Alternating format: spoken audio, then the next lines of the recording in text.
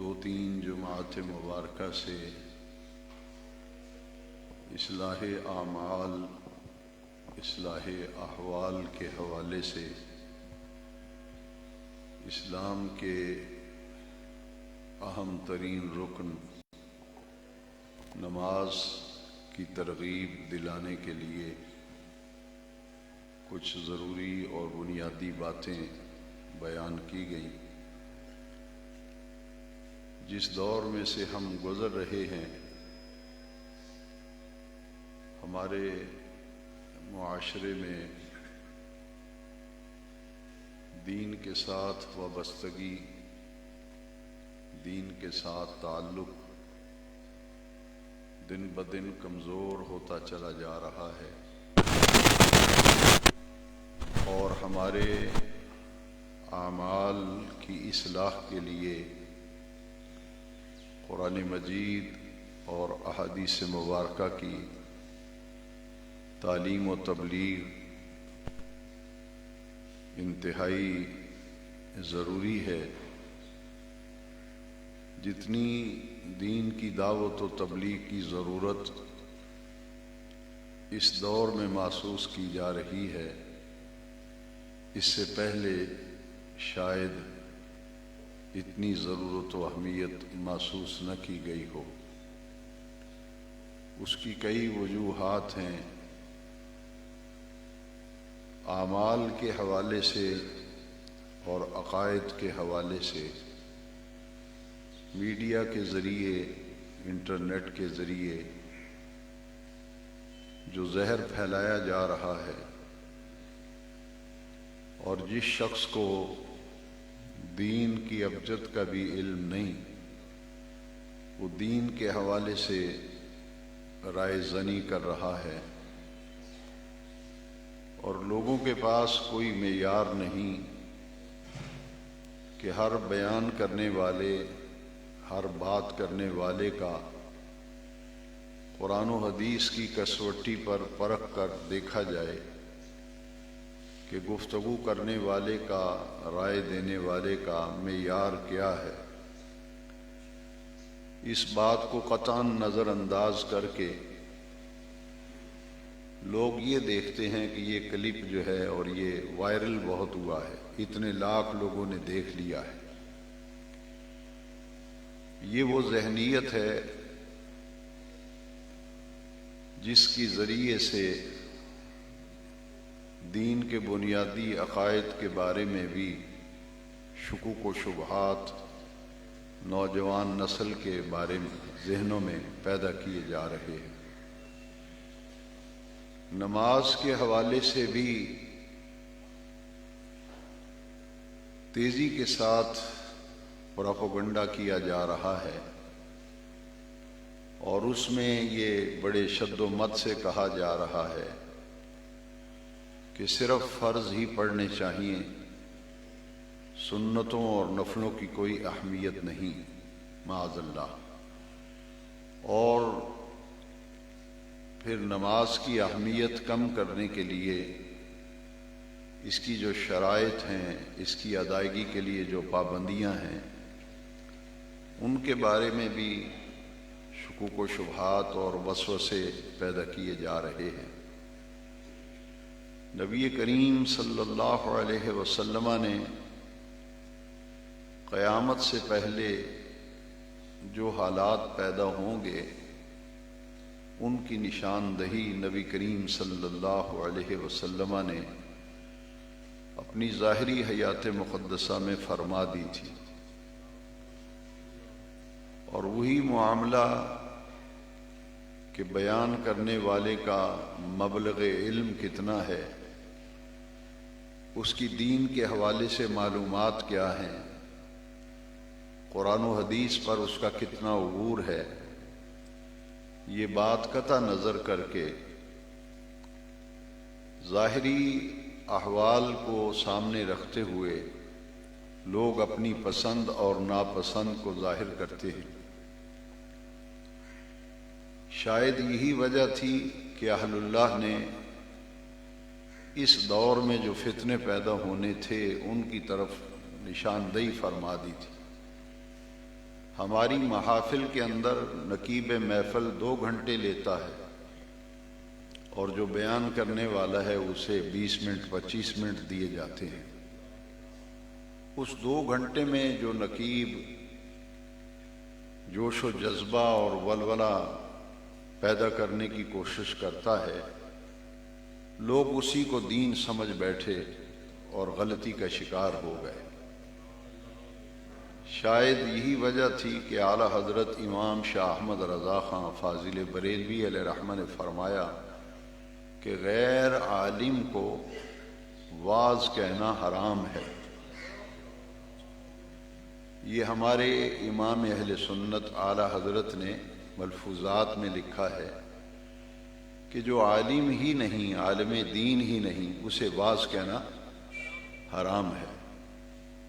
ایسی ایسی گفتگو کی جا رہی ہے جس کا نہ ہمارے مسلک سے تعلق ہے، نہ ہمارے عقیدے سے تعلق ہے، اور نہ ہی اسلامی اعمال کی جو ترتیب بیان کی گئی ہے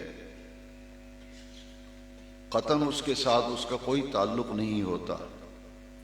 تو اس نازک دور میں جو اصل کرنے کا کام ہے اس وقت امت مسلمہ کا،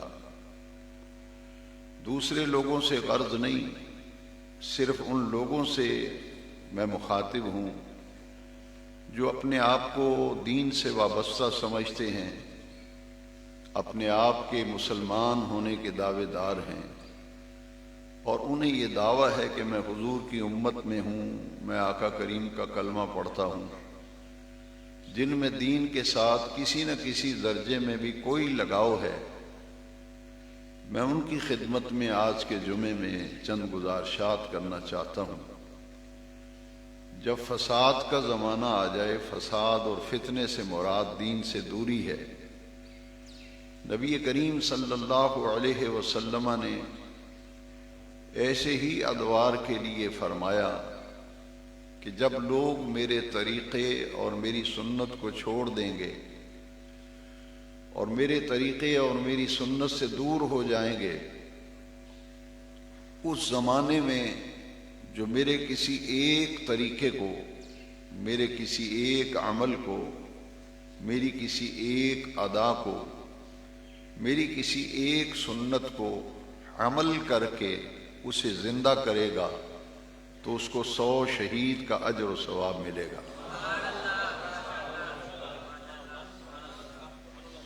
میں اور آپ ہم سب اس بات میں غور و فکر کریں کہ ہمارے زندگی کے روز مرہ کے معاملات میں، ہمارے گھروں کے ماحول میں، ہماری مساجد کے ماحول میں کتنا تعلق ہے ہمارا نبی کریم علیہ السلام کے طریقے کے ساتھ۔ آج خود کوئی طریقہ اپنا لے اور اسے وہ یہ سمجھے کہ شاید میں دین کی کوئی بہت بڑی خدمت کر رہا ہوں، تو وہ غلط فہمی کا شکار ہے، کیونکہ طریقہ جو ہے وہ تو نبی کریم علیہ السلام نے فرمایا من احیا سنتی عند فساد امت فلہ اجر 100 شہید۔ جس نے کسی میری ایک سنت کو زندہ کیا، زندہ کرنے سے مراد ہے کہ ایسا طریقہ، ایسی سنت، ایسی ادا جسے لوگ چھوڑ چکے ہوں یا اس کے معاملے میں غفلت کا شکار ہوں، سستی کا شکار ہو چکے ہوں، جو اس وقت نبی کریم علیہ السلام کے کسی ایک طریقے، کسی ایک ادا کو مضبوطی کے ساتھ عمل پیرا ہو کر اور استقامت کے ساتھ اس طریقے کو اپنا کر عملی طور پر اسے زندہ کرے گا، فرمایا فَلَهُ أَجْرُ 100 شہید، اس کے لیے 100 شہید کا اجر اور ثواب ہے۔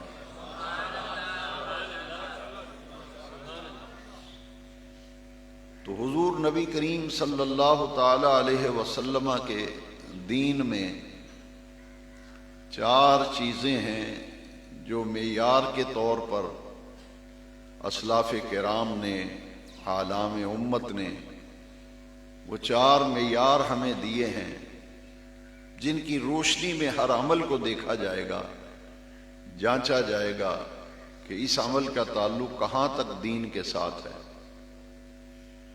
سب سے پہلا درجہ ہے کتاب اللہ قرآن مجید کا، کہ جو عمل کیا جا رہا ہے یا جو ہمارا طریقہ ہے، اس عمل اور طریقے کے بارے میں قرآن مجید کیا فرماتا ہے، قرآن مجید کی کیا ہدایت ہے، اس کی کیا رہنمائی ہے۔ قرآن مجید کے بعد درجہ ہے سنت و رسول اللہ صلی اللہ علیہ وسلم، پھر نبی کریم علیہ السلام کے مبارک طریقوں اور حضور کی سنت میں اس عمل کے بارے میں تلاش کیا جائے گا کہ حضور کی سنت اور حضور کا پورا طریقہ ہمارے لیے کیا رہنمائی کرتا ہے۔ کتاب اللہ، سنت رسول، اور تیسرا درجہ ہے اجماع امت۔ کسی معاملے میں اگر قرآن خاموش ہے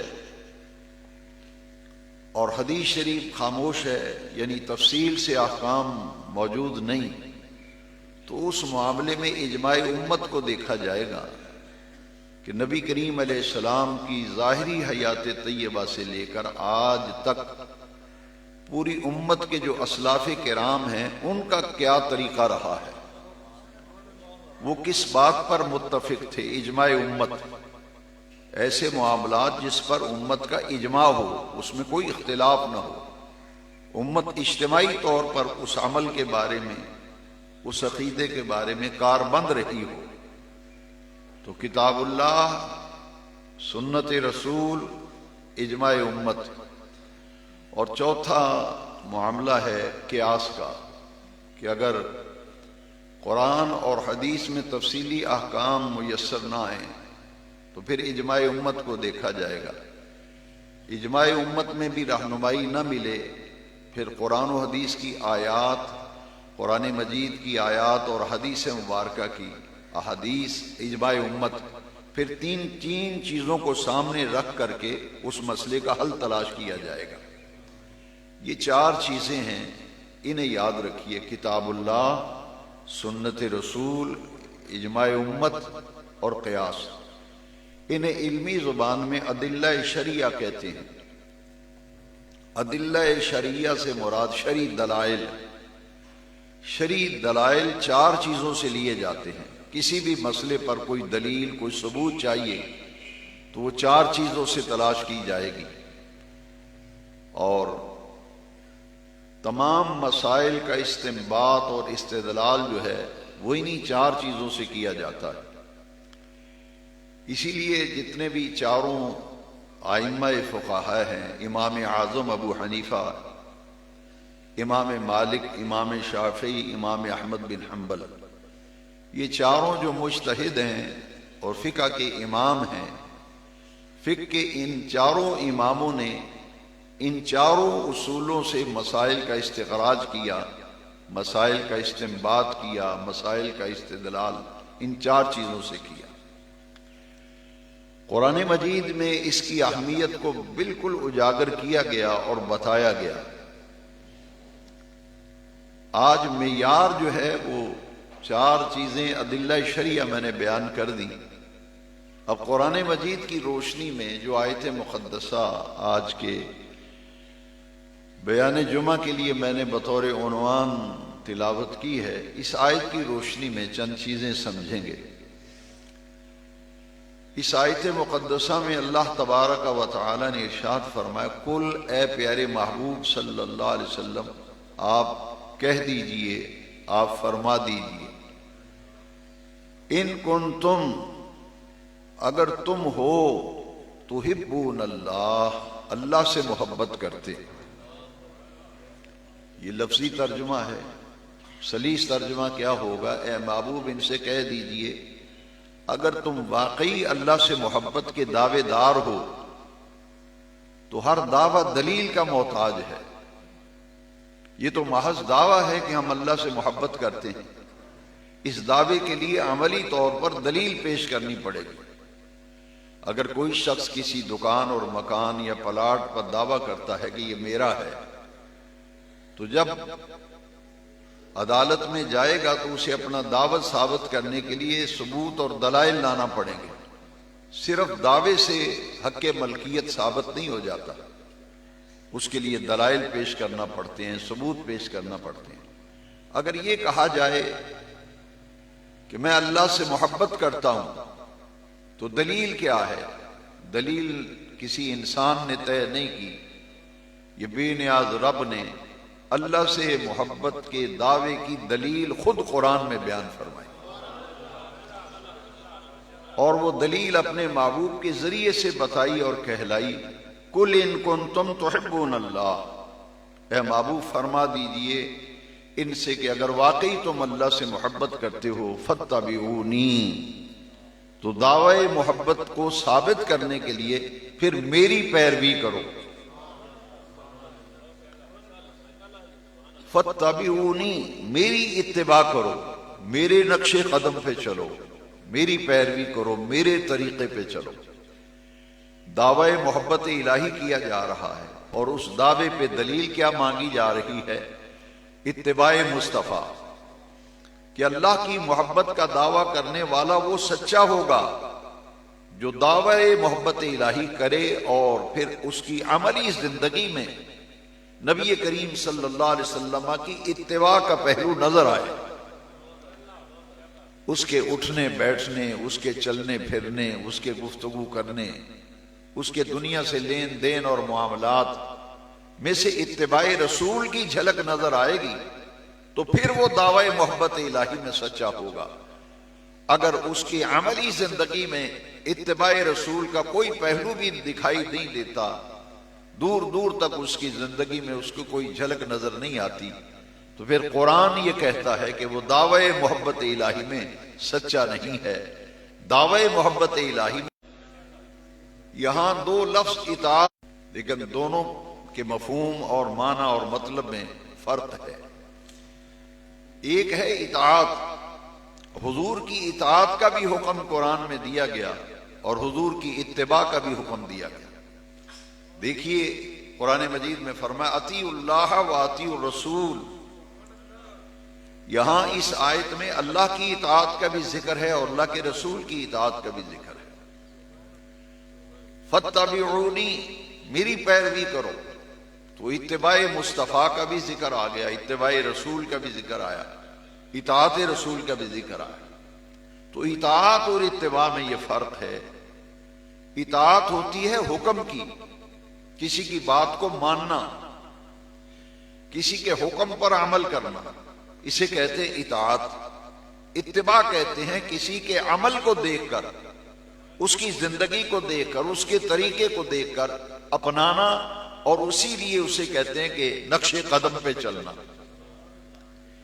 اتباع جو ہے وہ عمل کی ہوتی ہے، نقش قدم پہ چلنا، جیسے ان کا طریقہ ہے وہ اپنانا۔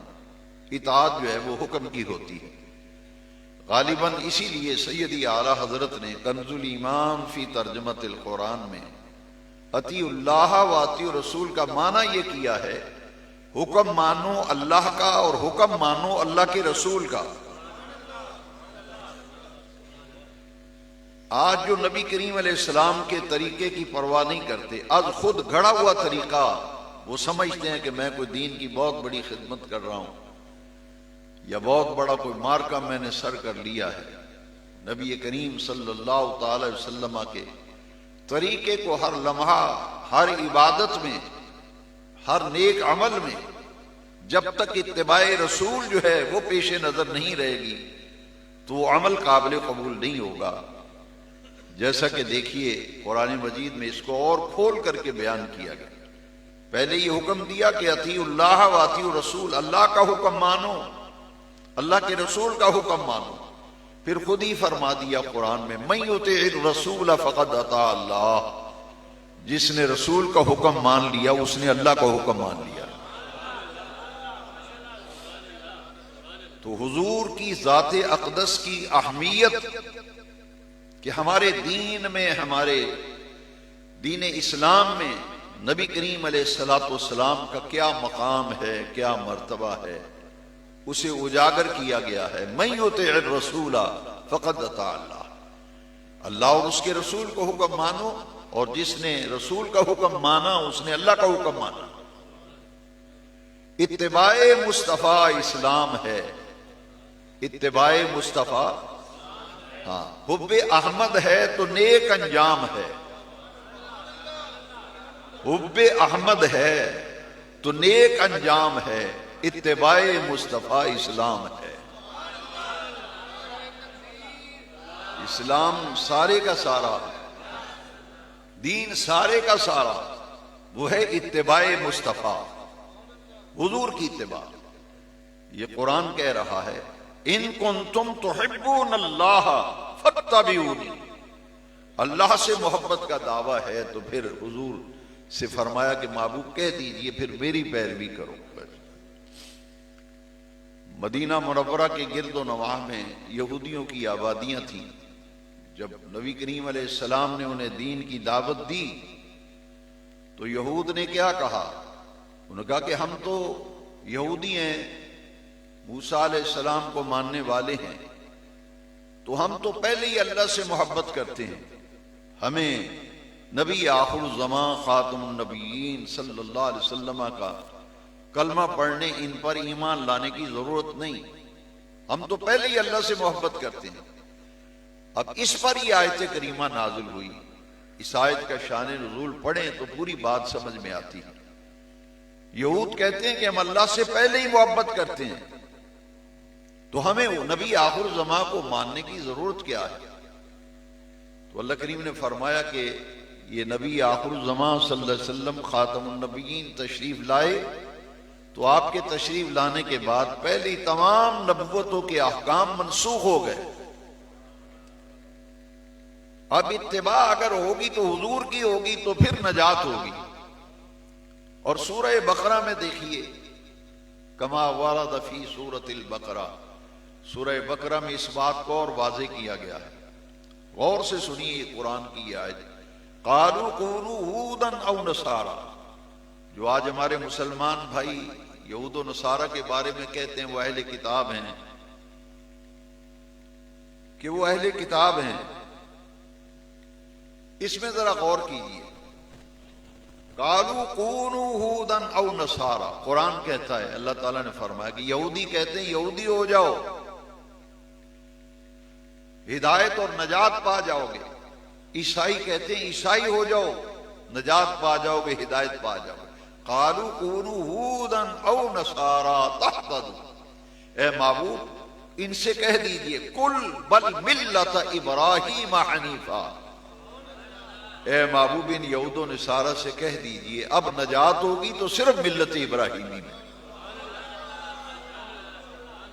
آخر الزمان نبی تشریف لے آئے، خاتم الانبیاء تشریف لے آئے، اور آپ کی نبوت پہلی تمام نبوت کے احکام کی ناسخ ہے، احکام منسوخ ہو گئے، لہذا اب نجات کا دار و مدار جو ہے وہ نبی کریم علیہ السلام کے طریقے پہ ہے، ملت ابراہیمی، ہم سب ملت ابراہیم ہیں۔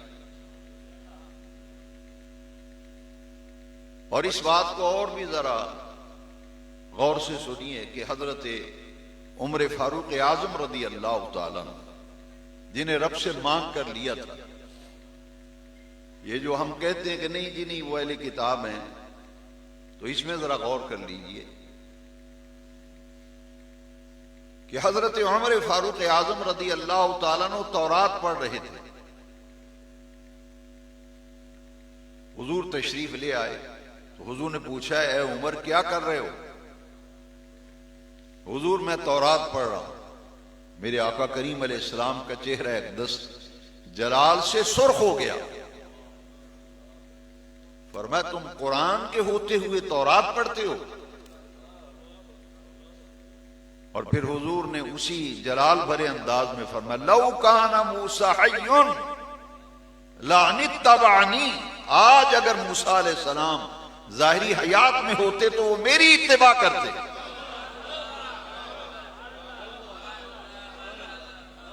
وہ میری اتباع کرتے۔ لہذا اب نجات کا دار و مدار جو ہے اور ہدایت کا جو دار و مدار ہے وہ ہے نبی کریم صلی اللہ تعالی علیہ وسلم کی اتباع میں۔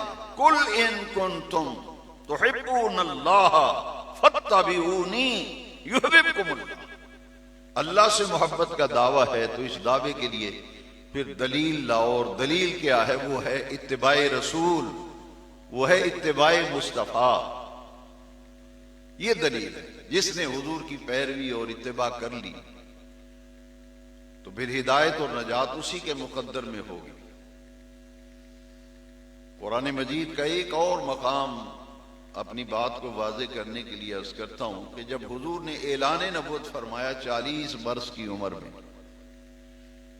اپنی نبوت کا اظہار فرمایا اور اعلان فرمایا، تو قریش مکہ نے نبی کریم علیہ السلام سے پوچھا کہ آپ اللہ کی عبادت کی طرف ہمیں بلاتے ہیں تو اللہ کی الوہیت پر، اس کے معبود ہونے پر، اس کے الہ ہونے پر آپ کے پاس دلیل کیا ہے؟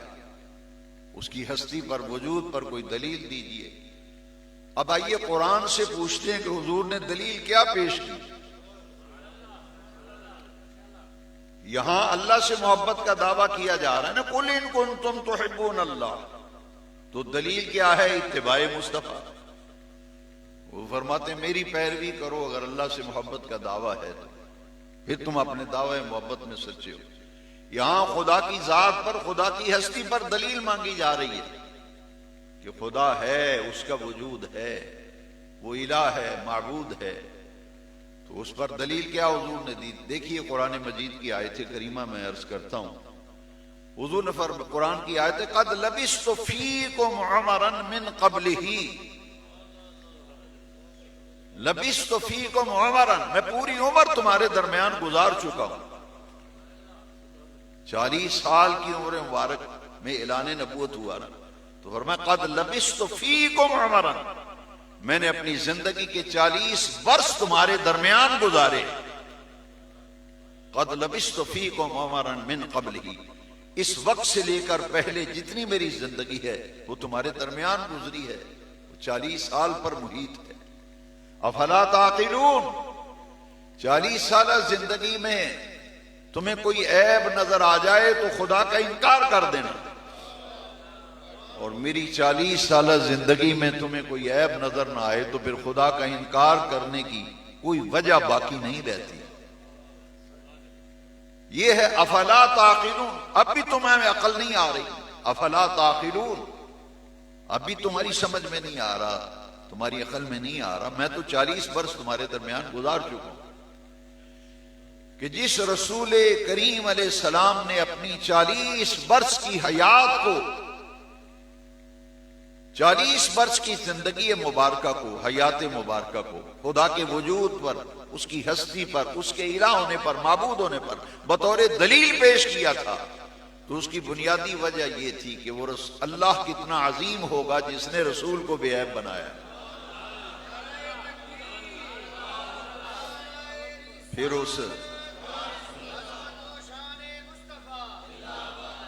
اس اللہ پر ایمان لاؤ نا جس نے رسول کو بے عیب بنایا. 40 برس تمہارے درمیان گزارے ہیں تو ابھی تمہیں سمجھ نہیں آ رہی. افلا تعقلون. کہنے کا مطلب یہ ہے کہ اگر محبت الہی کا دعویٰ ہو تو اللہ فرماتا ہے کہ دلیل لاؤ. دلیل میرے محبوب کی اتباع ہے. تمہاری عملی زندگی میں کتنی اتباع کا عنصر ہے؟ اگر اتباع ہوگی تو تم دعوی محبت الہی میں سچے ہو.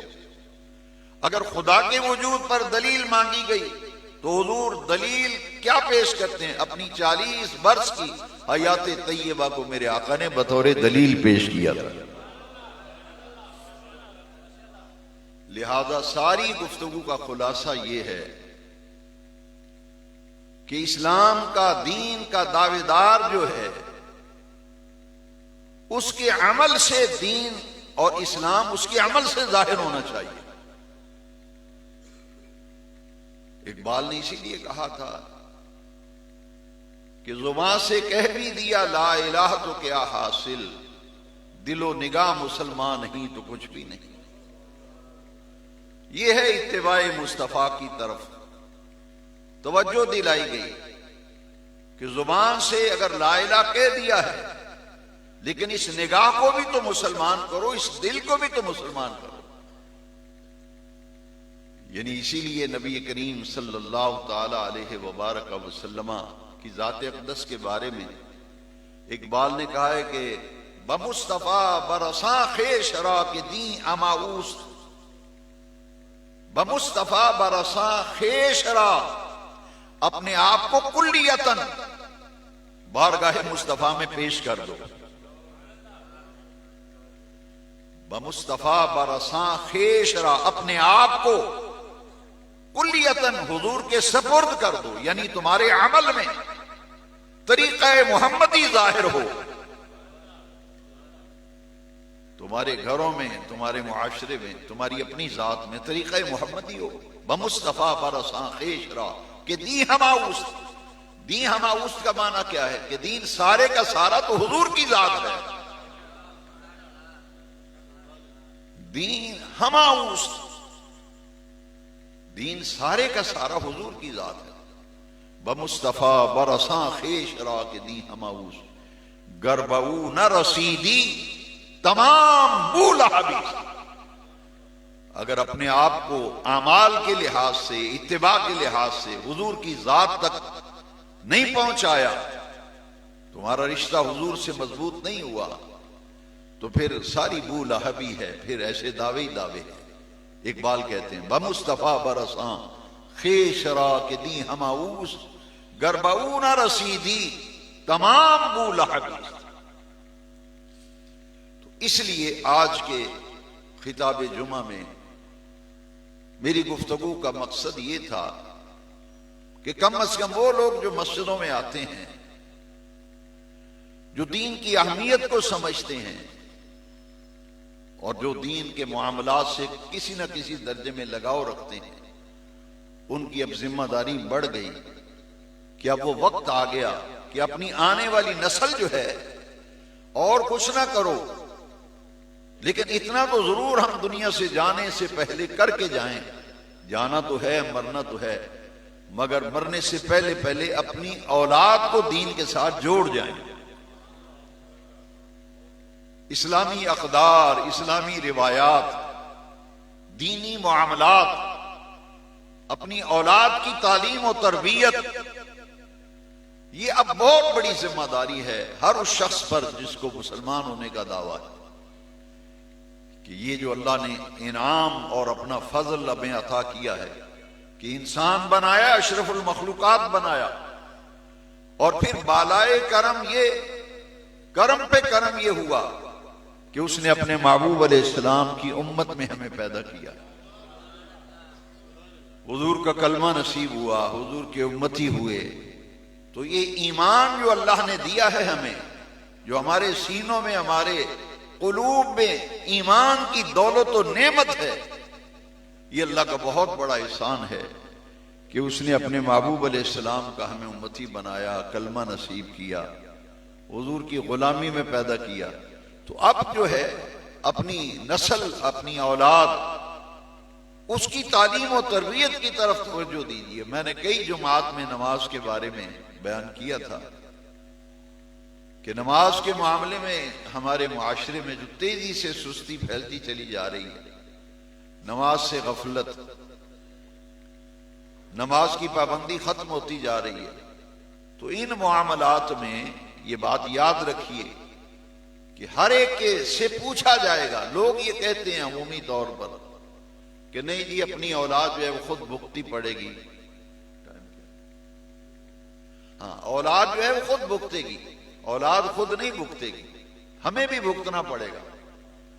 جی ہاں، حدیث شریف میں ہر ماں باپ سے پوچھا جائے گا کہ تم نے اپنی اولاد کو دین پر لانے کے لیے کیا کچھ کیا تھا. ذمہ داری نبھائی تھی ان کو نمازی بنانے کے لیے، حلال حرام کی تمیز سکھائی تھی، جائز ناجائز کا فرق بتایا تھا، کیا پڑھایا، کیا سکھایا اپنی اولاد کو. ہر شخص سے پوچھا جائے گا. قرآن مجید میں تو واضح حکم کیا گیا ہے، یہ نہیں کہ خود ہی جہنم کی آگ سے بچنا ہے. دیکھیے آیت کریمہ، یا ایھا الذین آمنوا قوا انفسکم واہلیکم نارا، اے ایمان والو خود بھی جہنم کی آگ سے بچو اور اپنے اہل و عیال کو بھی جہنم کی آگ سے بچاؤ. یہ ہے آج کے خطاب جمعہ کا عنوان و موضوع یہی تھا کہ دین کے ساتھ وابستگی کا دعویٰ ہے تو عمل میں اتباع رسول نظر آئے. حضور کی اداؤں، حضور کی سنتوں، حضور کے مبارک طریقوں کو اپنایا جائے۔ اسی لیے اکثر میں کہتا ہوں کہ طریقہ ہو طریقہ محمدی سب کا، دین ہو دین محمدی سب کا، کہ ہمارے طریقے، ہمارے گھروں میں حضور کا طریقہ نظر آئے۔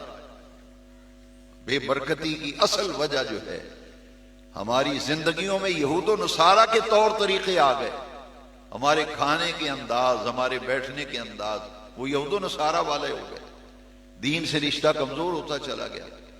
اسی لیے جو کچھ جمعے میں بیان ہوتا ہے دین کی دعوت و تبلیغ کے ارادے سے، کہ جو سیکھا ہے سب کو سکھاتے چلو، جو سیکھا ہے سب کو سکھاتے چلو، دیے سے دیے کو جلاتے چلو، وما علینا الا